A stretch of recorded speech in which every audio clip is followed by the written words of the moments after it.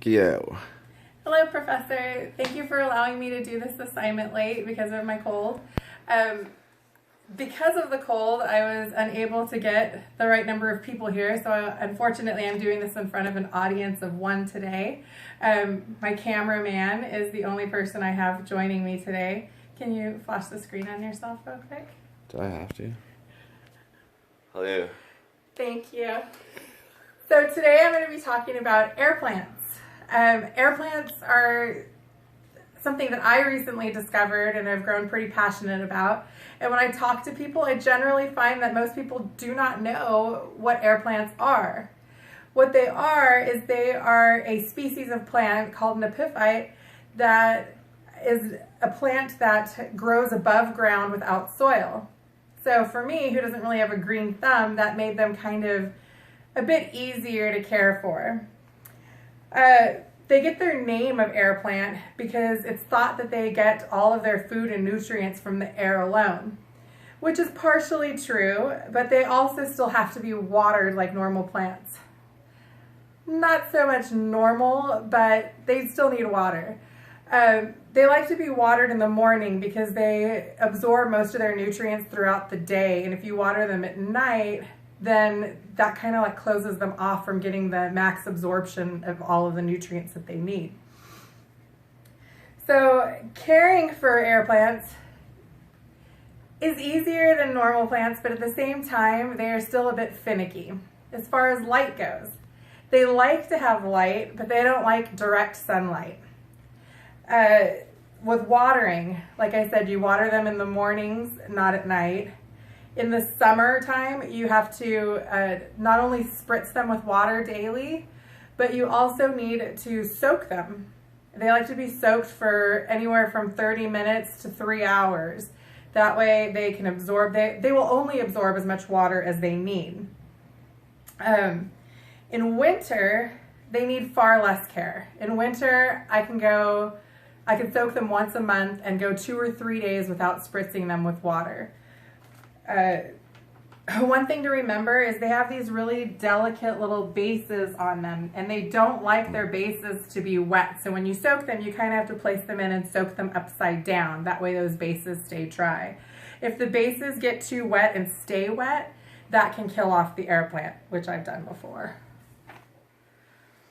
They're pretty easy as far as grooming goes. Just probably about once a month I go and I take a look at them. And if they have little tips that are drying and dying like this, you just trim those off. And somehow that prevents the rest of the plant from dying. It kind of keeps them growing healthy again.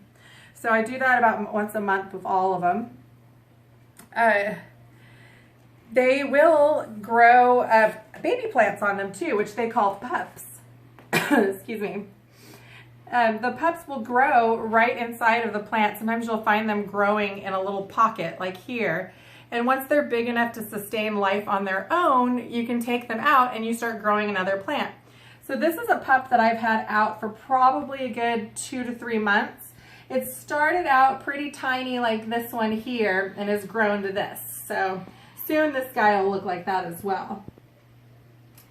This particular plant here will grow beautiful purple flowers in the spring, and after it grows its purple flowers, it'll start sprouting pups as well, which are like this.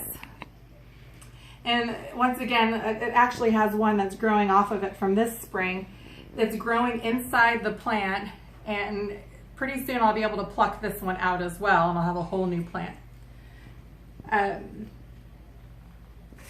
One thing I really like about air plants is that they can go absolutely anywhere. You can decorate with them, move them constantly. They don't mind. So here I have a few little displays of different ways that I decorate with them.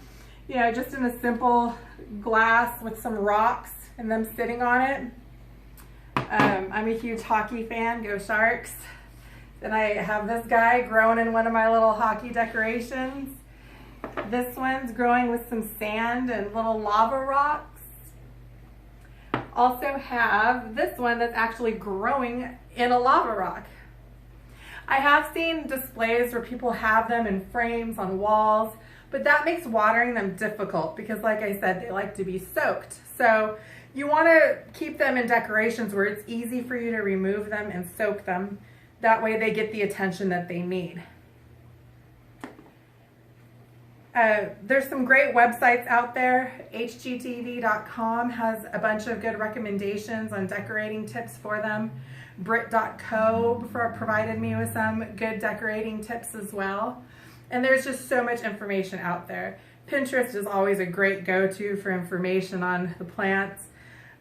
Several of these I actually purchased on Amazon to start with. You can find them almost anywhere at your local gardening stores. Orchard has them. They're really quite interesting little plants that I've grown attached to. So I hope this gave you a little more information, maybe some that you didn't already know, and that it inspires you to go out and get some air plants and start decorating. Thank you.